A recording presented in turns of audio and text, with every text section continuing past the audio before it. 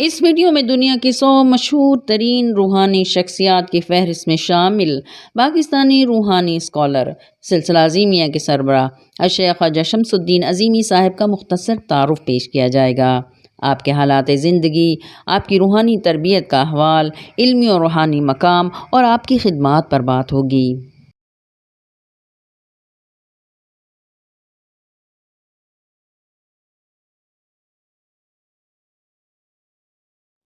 بسم اللہ الرحمن الرحیم، صلی اللہ تعالی علی حبیبہ محمد وآلہ وسلم۔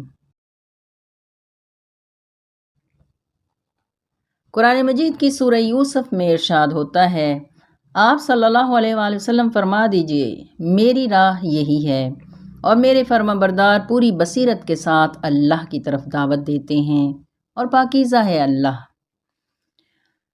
حدیث مبارکہ ہے، اللہ کے محبوب رحمت دو عالم صلی اللہ علیہ وآلہ وسلم نے فرمایا، جب اللہ تعالیٰ کسی آدمی کو اپنا محبوب بنا لیتا ہے تو حضرت جبرائیل امین سے فرماتا ہے، اے جبرائیل، بلا شبہ میں فلاں شخص سے محبت کرتا ہوں، تو بھی اس سے محبت کر۔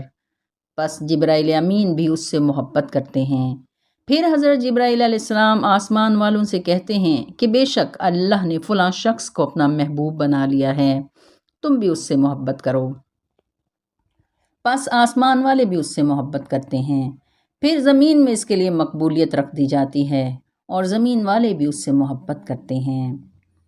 اس پاکیزہ بندے کے لیے لوگوں کو انسپائر کیا جاتا ہے کہ وہ اس پاکیزہ بندے کی پیروی کریں اور اس بندے کی روح میں وحی کے ذریعے خواب میں اور شہود کی کیفیت میں وہ باتیں داخل کر دی جاتی ہیں جن باتوں سے قوم کی بہتری ہو۔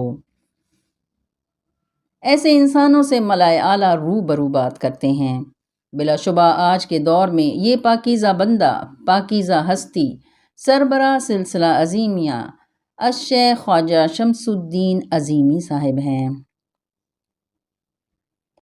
آپ کا سلسلہ نسب میزبان رسول صلی اللہ علیہ وآلہ وسلم سیدنا حضرت ابو ایوب انصاری رضی اللہ عنہ سے ملتا ہے۔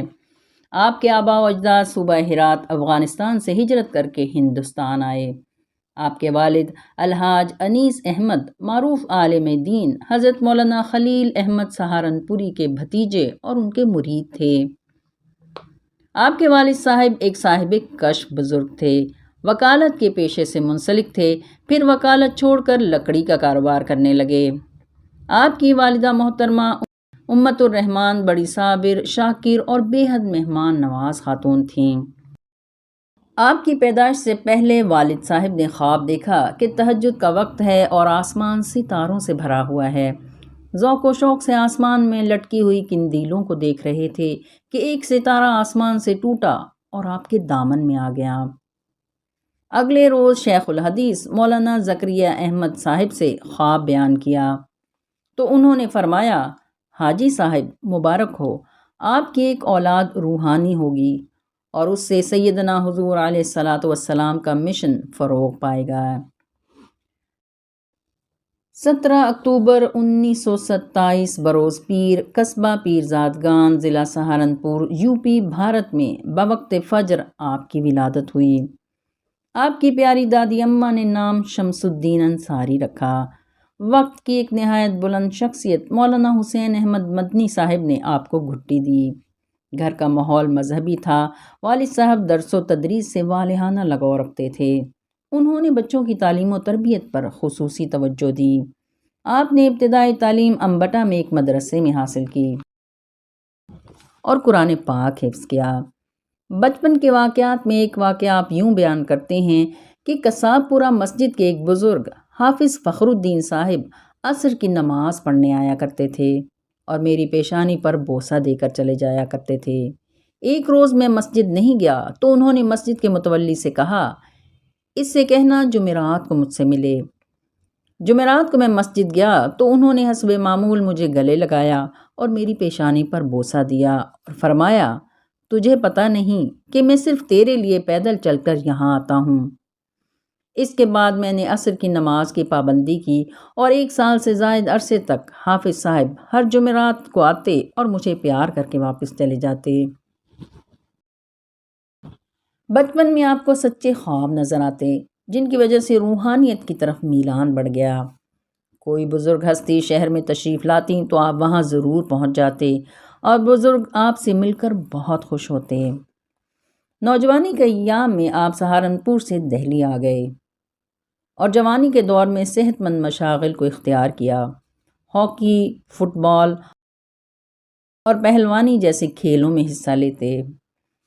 دہلی میں حکیم امتیاز الدین صاحب سے دوا سازی اور نسخہ نویسی سیکھی۔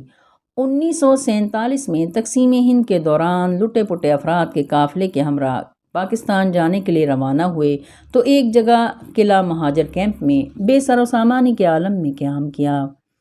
کیمپ میں علاج معالجے کی سہولیات ناپید تھیں، کھانے پینے کی اشیاء کی قلت تھی۔ آپ نے 3.5 ماہ قسم پرسی کی حالت میں گزارے اور کیمپ میں نمکین چائے بنا کر بیچا کرتے اور اس سے اپنی گزر اوقات کرتے۔ 3.5 ماہ کیمپ میں گزارنے کے بعد اسپیشل ٹرین کے ذریعے لاہور پہنچے۔ اپنی معاشی مصروفیات کے متعلق آپ فرماتے ہیں کہ کم عمری سے ہی میری معاشی مصروفیات کا آغاز ہو گیا۔ بہت محنت اور جد و جہد کی، ذہن تجارت کی طرف مائل رہا اور جس طرح ممکن ہوا کاروبار کو ترجیح دی، لیکن ملازمت بھی اختیار کی۔ 1950 میں آپ کراچی پہنچے تو آپ کے معاشی حالات کمزور تھے۔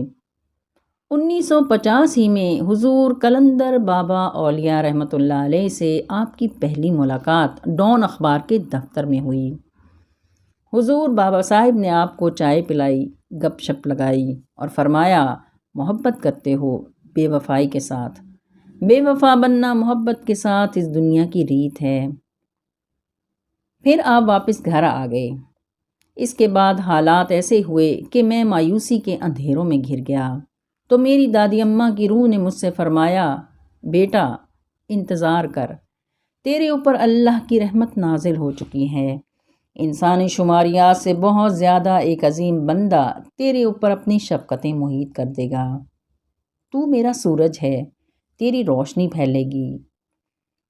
اور پھر 4 سال کے وقفے کے بعد 1954 میں آپ کو اپنے دوست چغتائی صاحب کے ذریعے پتہ چلا کہ ان کے ایک دوست محمد عظیم ماہنامہ نقاد میں کام کرتے ہیں۔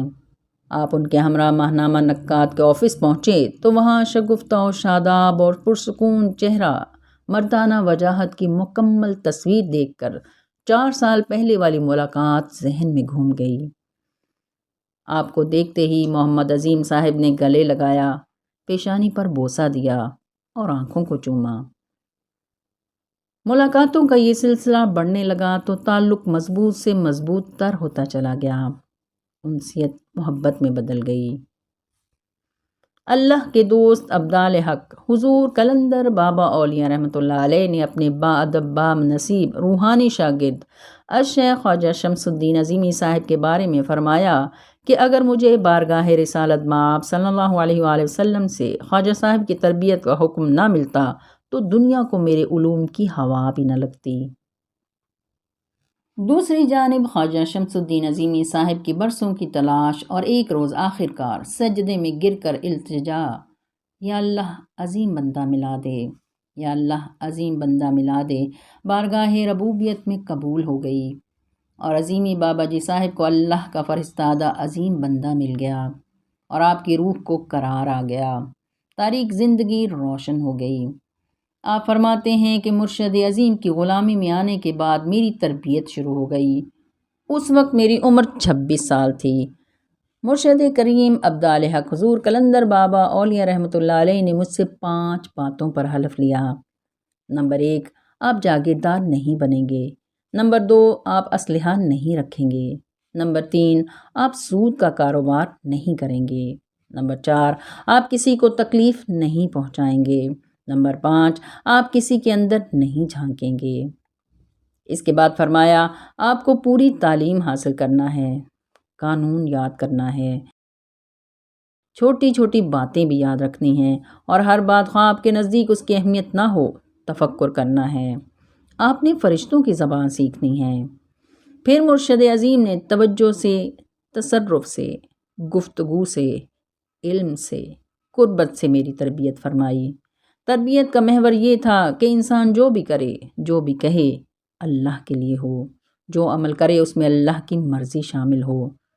تربیت شروع ہونے سے پہلے میں نے تہیہ کر لیا کہ اب مجھے خود مختار زندگی نہیں گزارنی، اس پر عمل کروں گا، بات سمجھ میں آئے یا نہ آئے، تعمیل ہوگی، اور میں تعمیل اس طرح کرتا کہ اس طرف نہیں سوچتا تھا، خیال آتا تو دوسرے کام میں مشغول ہو جاتا۔ تربیت کے 16 سال اس طرح گزرے کہ 10 سال مرشد کے فرمان پر منوعن عمل ہوتا رہا، اور اس دوران شعور اور لاشعور کی محاذرائی بھی جاری رہی۔ آخر کار مرشد عظیم کی قربت اور حضور پاک صلی اللہ علیہ وآلہ وسلم کی خصوصی توجہ سے شعور کی مزاحمت ختم ہوئی، یعنی پہلے 10 سال ایک طرح سے اذیت میں گزرے اور اگلے 6 سال اس اذیت کو بھولنے میں صرف ہوئے۔ 16 سالوں کے بعد یہ بات سمجھ میں آئی کہ عالمین میں جہاں بھی ہے، جو بھی ہے، اللہ کی طرف سے ہے۔ کل 16 سالوں میں 2 سال اس طرح مرشد عظیم کی قربت ملی کہ آندھی، برسات، گرمی، سردی، روزانہ شام کے وقت محبوب کا دیدار ہوتا رہا، اور 14 سال اس طرح گزرے کہ مرشد عظیم نے اپنے قدموں سے چل کر میرے گھر کو نور سے منور فرما دیا۔ میں نے اپنے مرشد عظیم بندہ کے 14 سال کے شب و روز دیکھے ہیں۔ ان شب و روز میں جسمانی، ذہنی اور روحانی معمولات میرے سامنے ہیں۔ میں نے ان کے دل میں رسول اللہ صلی اللہ علیہ وآلہ وسلم کا دیدار کیا ہے۔ میں نے اس عظیم بندہ کے من مندر میں اللہ کو دیکھا ہے۔ میں نے اس عظیم بندہ کے نقطۂ وحدانی میں کائنات اور کائنات کے اندر موجود اربوں کھربوں مخلوقات کو ڈوریوں میں بندھے دیکھا ہے۔ کائنات کی حرکت اس عظیم بندہ کی ذہنی حرکت پر قائم ہے، اس لیے کہ یہ بندہ اللہ کا خلیفہ ہے، نمائندہ خصوصی ہے۔ میں نے اس بندہ کی زبان سے اللہ کو بولتے سنا ہے۔ اس عظیم بندہ نے مجھے خود آگاہی دی ہے۔ دہشت اور خوف کی جگہ میرے دل میں اللہ کی محبت اور اللہ کی مخلوق کی محبت انڈیل دی ہے۔ عظیم بندہ کو آسمانی دنیا میں فرشتے قلندر بابا اولیاء کے نام سے پکارتے ہیں۔ 26 جنوری 1979 کو رات 10 بجے میرے مرشد قلندر بابا اولیاء نے مجھے طلب کیا اور فرمایا کہ مجھ سے مصافحہ کرو، اور فرمایا کہ خواجہ صاحب، مشن کو پھیلانے والے لوگ دیوانے ہوتے ہیں۔ جب مشن کا کام زیر بحث ہو، وہاں کبھی بھی اپنی عقل و شعور کو استعمال نہیں کرنا چاہیے کہ کاروبار کا کیا ہوگا، لوگ کیا کہیں گے، بیوی بچوں کا کیا ہوگا، بلکہ ہر حالت میں مشن کو اولیت دینے کی کوشش کریں۔ جس روز آپ کے اندر عقل و شعور آ گیا، دیوانگی نکل جائے گی، مشن ناکام ہو جائے گا۔ اس لیے مشن چلانے والا بندہ سوائے ایثار کے کسی چیز سے واقف نہیں ہوتا۔ پھر فرمایا کہ آپ میری بات سمجھ گئے ہیں؟ میں نے عرض کیا حضور، میں آپ کی منشا اور ہدایات کو سامنے رکھ کر سلسلے کی پیش رفت میں انشاءاللہ دیوانہ وار کام کروں گا۔ پھر مرشد عظیم میری پیشانی پر انگلیوں کے پور سے دائرے بناتے رہے، یعنی خانوادہ بنا دیا، اور پھونک مار کر فرمایا اللہ تمہارا حامی و ناصر ہے۔ سلسلہ عظیمیہ کے مرشد قلندر دوراں الشیخ خواجہ شمس الدین عظیمی صاحب فرماتے ہیں کہ الحمدللہ مجھے اللہ تعالیٰ نے بہت علم دیا ہے۔ اللہ تعالیٰ نے مجھے انبیاء کی وراثت کو عام کرنے کی توفیق عطا فرمائی ہے۔ اللہ تعالیٰ نے مجھے اولیاء اللہ کا نقیب بنایا ہے، اور مجھے اس بات کا پورا علم ہے کہ رسول اللہ صلی اللہ علیہ وآلہ وسلم نے فرمایا ہے کہ ہر مسلمان مرد اور عورت پر علم سیکھنا فرض ہے۔ نقیب کا مطلب لوگوں کے خاندان اور ذاتی حالات سے واقفیت رکھنے والا، تشہیر کرنے والا، خبر دینے والا ہے، جو لوگوں کی معلومات کو بڑھانے میں مدد کرتا ہے۔ الشیخ عظیمی بابا جی صاحب فرماتے ہیں کہ جن لوگوں کو روح کا علم دیا گیا ہے وہ صاحبان امر کہلاتے ہیں۔ قرآن پاک اپنے پیروکاروں کو حکم دیتا ہے کہ وہ اولیاء اللہ یعنی صاحبان امر کو تلاش کریں، ان کی صحبت اختیار کریں اور ان لوگوں کی پیروی کریں، تاکہ اولیاء اللہ کے ذریعے ان کے اندر اللہ اور اللہ کے رسول صلی اللہ علیہ وآلہ وسلم کی طرز فکر یعنی انوارات منتقل ہو سکیں۔ صاحب امر دراصل درویش، مرشد یعنی فقیر ہیں، اور درویشوں کے مسلک میں ادب اور تعظیم ہی سب سے بڑی چیز ہے۔ اس تعظیم سے ان کے دلوں میں اطاعت پیدا ہوتی ہے، اور مرشد کی اطاعت سے رسول اللہ صلی اللہ علیہ وآلہ وسلم کی اطاعت پیدا ہوتی ہے۔ رسول اللہ صلی اللہ علیہ وآلہ وسلم کی اطاعت سے اللہ کی اطاعت پیدا ہوتی ہے، اور اللہ کی اطاعت سے انسان کی پیدائش کا مقصد پورا ہو جاتا ہے۔ سلسلہ عظیمیہ کے مرشد خواجہ شمس الدین عظیمی صاحب فرماتے ہیں کہ قلندر بابا اولیاء رحمۃ اللہ علیہ کے نام آنے والے تمام خطوط میں حضور بابا صاحب کو پڑھ کر سناتا۔ وہ ان خطوط کے جوابات بھی مجھ سے لکھواتے۔ بعض خطوط میں لوگ اپنی روح کی واردات و کیفیات تحریر کرتے تھے۔ اس طرح کے خطوط پڑھ کر میرے اندر ایک قسم کا احساس محرومی پیدا ہو گیا کہ میں تو ہر وقت اپنے مرشد کی خدمت میں حاضر باش رہتا ہوں، جبکہ کبھی کبھار آنے والے دوسرے لوگ آسمانوں میں اڑ رہے ہیں، جنت میں پہنچ جاتے ہیں، روحوں سے ملاقات کرتے ہیں۔ شاید میں اس لائق نہیں کہ مجھے روحانیت مل سکے۔ آخرکار ایک روز میں 7 شریف چلا گیا اور تہیہ کر لیا کہ جب تک میرا مراقبہ نہیں کھلے گا میں 7 شریف نہیں چھوڑوں گا۔ وہاں میں نے 2-3 دن قیام کیا، شب بیداری، ذکر و اذکار، نوافل، سب کچھ کیا، مگر کچھ حاصل نہیں ہوا۔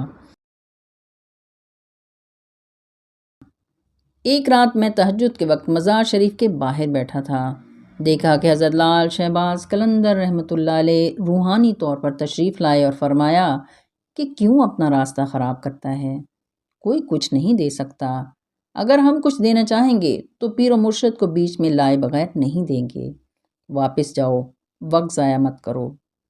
میں یہ سن کر 7 شریف سے واپس آ گیا۔ ایک دن میری بے بسی والی حالت پر مرشد عظیم حضور قلندر بابا اولیاء رحمۃ اللہ علیہ کو رحم آ گیا، اور مرشد نے مجھے بلا کر فرمایا، خواجہ صاحب بیٹھیں، کچھ مشورہ کرنا ہے۔ میں گھبرا گیا اور عرض کیا، حضور فیصلہ تو آپ ہی نے کرنا ہے۔ بابا صاحب نے فرمایا، نہیں، فیصلہ آپ نے کرنا ہے۔ اب آپ بتائیں میرا اور آپ کا رشتہ کیا ہے، اور اس رشتے سے میں آپ کا کیا لگتا ہوں؟ میں نے عرض کیا، آپ کا غلام ہوں۔ مرشد نے فرمایا، وہ تو ٹھیک ہے، مگر میں تمہارا کیا لگتا ہوں؟ میں نے ڈرتے ڈرتے عرض کیا کہ حضور ہے تو بڑی گستاخی کی بات، منہ چھوٹا ہے اور بات بڑی ہے، لیکن میں سمجھتا ہوں کہ آپ میرے محبوب ہیں۔ حضور بابا صاحب نے مسکرا کر فرمایا، لیجئے، یہ تو مسئلہ ہی حل ہو گیا۔ اگر کسی کو محبوب کی قربت حاصل ہو اور اس قربت میں اسے کسی اور چیز کا خیال آئے تو کیا یہ محبوب کی توہین نہیں ہے؟ اس لیے کہ محبوب کی قربت کے بعد اگر کوئی خیال آتا ہے تو دراصل محبوب وہ ہے جس کا خیال آ رہا ہے۔ میں آپ کا محبوب کس طرح ہوا؟ آپ کا محبوب جنت ہے، فرشتے ہیں، پرواز ہے، کشف و کرامات ہیں۔ تمام باتیں سن کر میں لرز گیا، آنکھیں بھیگ گئیں، تھکے قدموں سے اٹھا اور مرشد کریم کے پاؤں پر سر رکھ دیا اور رونے لگا۔ عرض کیا، حضور میں سمجھ گیا۔ مرشد عظیم نے آہ بھری اور مجھے اپنے سینے سے لگا لیا۔ محبوب کے وصال کی لذت آج بھی میرے اندر زندہ ہے۔ ادارہ ماہنامہ قلندر شعور کراچی کے بانی، ماہنامہ روحانی ڈائجسٹ کے روح رواں، تصوف اور روحانیت کے موضوعات پر 100 سے زائد کتابوں اور کتابچوں کے مصنف، خانقاہی یعنی مراقبہ حال کے نام سے دنیا کے بیشتر ممالک میں ایک بڑے نیٹ ورک کے سرپرست اعلیٰ، سلسلہ عظیمیہ کے مرشد، روحانی اسکالر، شیخ الشیوخ خواجہ شمس الدین عظیمی صاحب اپنی روحانی اولاد سے فرماتے ہیں کہ میرے سر پر حضور قلندر بابا اولیاء رحمۃ اللہ علیہ اور اللہ کے محبوب حضور نبی کریم صلی اللہ علیہ وآلہ وسلم کا سایہ ہے۔ میری ڈیوٹی اور ذمہ داری ہے کہ میں اپنی روحانی اولاد کا خیال رکھوں، اور میرے چاہنے والوں پر فرض عائد ہوتا ہے کہ روحانی باتوں کی حکمت پر غور کریں۔